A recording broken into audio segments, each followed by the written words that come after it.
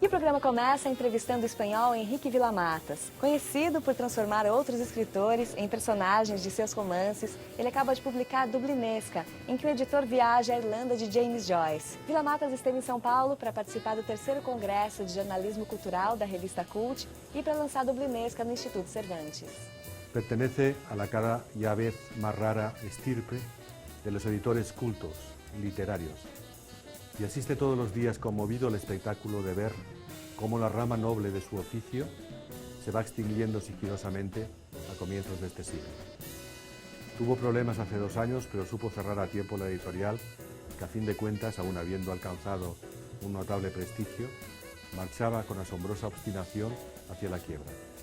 Riba, o personagem de Dublinesca, faz uma viagem à Irlanda no dia do Bloomsday, né? Nesse livro o senhor fala de um hacking de um editor, né? O hacking de uma profissão, a profissão de editor. E me parece que a morte de escritores também é um tema muito forte, presente na sua obra, né? Suicídios exemplares, Dr. Passavento, são sempre escritores que ou se matam ou estão em vias de desaparecer. Por que agora um editor que quer desaparecer, que quer morrer? Claro, empiezo siempre escribiendo y no sé de qué voy a hablar en realidad, y entonces empecé escribiendo sobre un editor que estaba al final de su trayectoria como editor y que se dirigía a Dublín para celebrar el funeral de la literatura y de la era Gutenberg, de la que consideraba que el Ulises de Joyce era la cumbre de esa etapa inigualable de la literatura mundial, irrepetible, que ya no volverá. A medida que avanzaba en la novela me daba cuenta de que lo que yo iba a escribir era un funeral por la literatura y me di cuenta de que estaba hablando en definitiva del fin del mundo del editor, pero también del fin de un mundo que sería el fin de un tipo de literatura que va desapareciendo. Entonces, al darme cuenta de esto, me di cuenta también de que tenía que añadir comedia a la tragedia y convertir funeral en algo divertido. Y la novela se convirtió en una parodia del fin del mundo. Había empezado a escribir sobre un escritor una vez más y pensé, siempre escribo sobre escritores. Tenía ya 50 páginas de Dublinesca y las situaciones que vivía mi escritor, transformándolo en editor, cambiaban mucho. Hay muchas diferencias entre un escritor y un editor, como es obvio. Entonces me divertía mucho que lo que le había hecho, las situaciones que le había hecho pasar al escritor, le ocurrieran al editor. Y con este pequeño cambio me animé a continuar la novela porque en realidad era un personaje muy nuevo para mí, el del editor.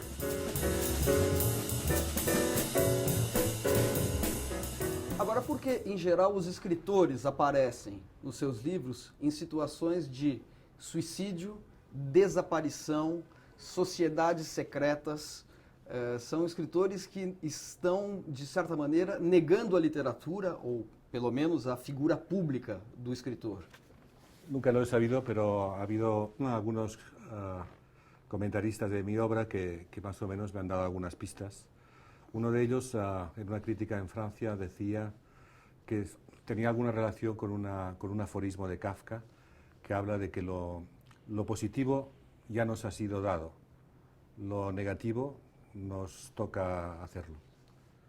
Es una frase, un aforismo que se puede entender de muchas maneras. Por ejemplo, Godard ha dicho que esto es lo que ocurre con el cine ahora, que solo hay positivo porque han desaparecido los negativos de las películas y que es un drama para el cine porque ya no hay negativos.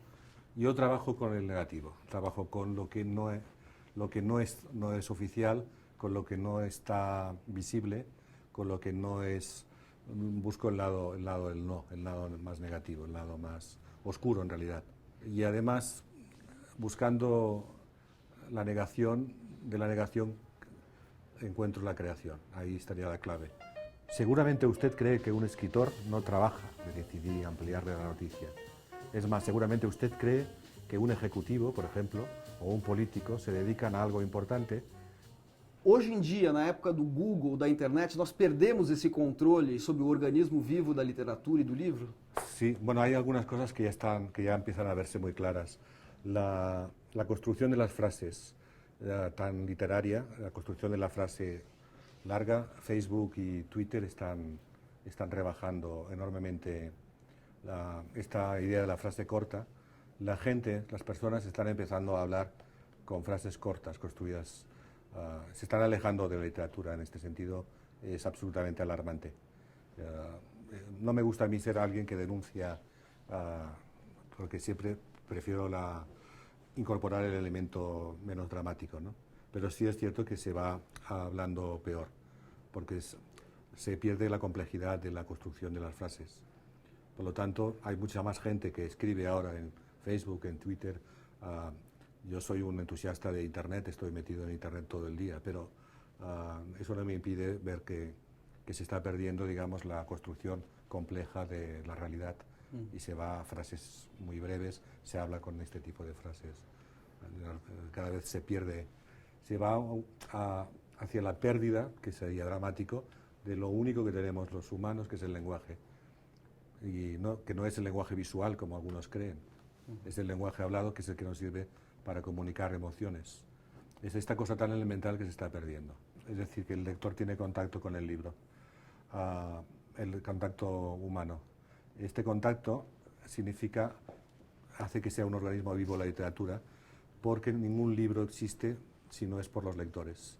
Son los lectores los que lo prolongan hasta el punto de que ningún libro tiene final, ya que las lecturas que le siguen lo van creando y recreando y lo convierten en un organismo siempre vivo, más allá del pobre escritor que lo ha escrito, que pierde el control sobre ese libro.